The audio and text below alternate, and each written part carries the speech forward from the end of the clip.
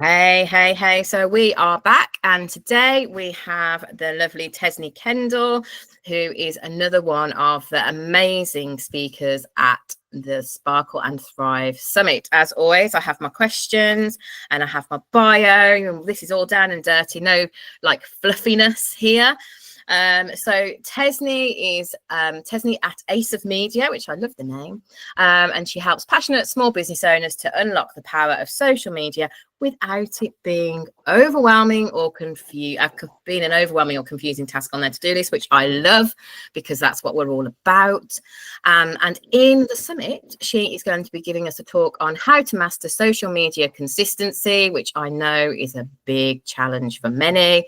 And she's going to give us 4 essential aspects of social media consistency, and we're going to learn how to apply it, which is also one of the big things for the summit. So Tesnit, can you share a little bit about your business journey and what inspired you to get to where you are now and what you're doing? Yeah, absolutely. So I started 3 years ago, and before I did this, I had a Kickstart job, which I'm not sure if you know what that is or remember that, but it was a scheme that the government had in place to help 16 to 24-year-olds get part-time jobs. So it meant that I was working part-time, but I was doing partly working and part training. And so I'd had that, and I was doing social media for a HR consultancy. And that's really where I learned to love, like, not just the working with social media, but also the working with the small business. But obviously that was a 6-month placement. So at the end of that, I had to decide what to do. And I couldn't just get a job with another small business because, as you know, you don't have the budget or actually the need for a full-time or even quite a substantial part-time. So I set up my own business, and yeah, that HR consultancy actually became my first client, so that was great. That's so cool. Yeah, and then here I am 3 years later. That is very good. I love that, because it's that, taking what you clearly want to do and then you just make it your own, isn't it? Which I think that's what a lot of us end up doing, isn't it? When we sort of going it alone, it's like, well, actually I want to serve, but I've got to make it fit what I want and what they want as well, isn't it? Yeah, absolutely.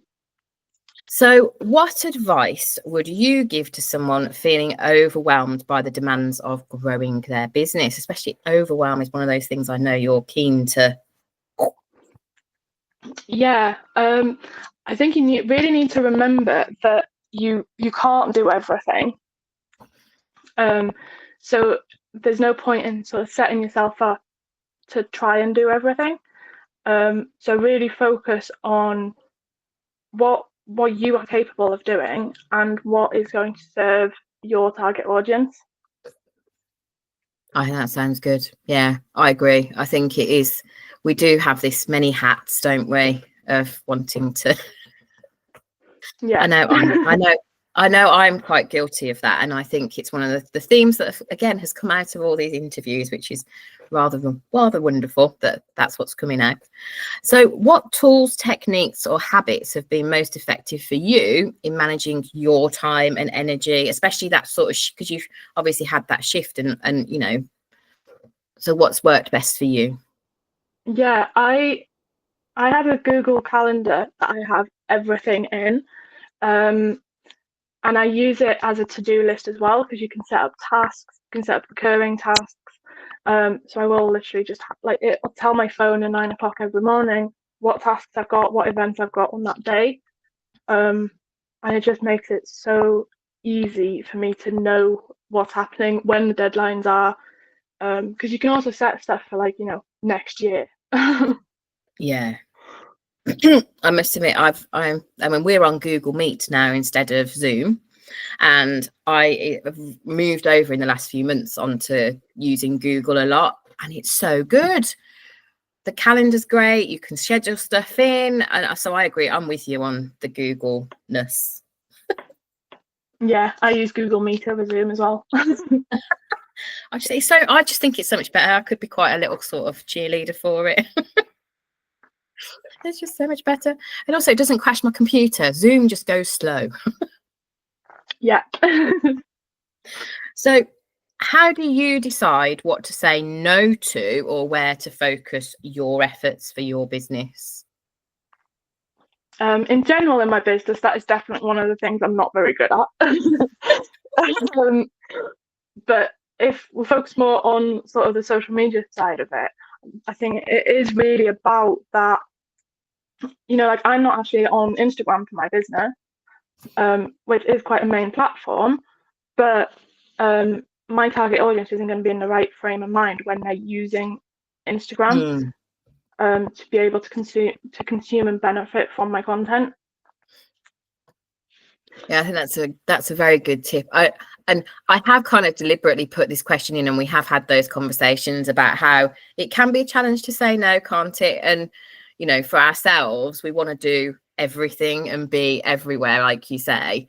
And yeah, it can be a bit of a challenge. But the cool thing about the summit is everyone who is a speaker or a participant can access all the talks, and there are some good ones. So you'll be able to also learn how to say no.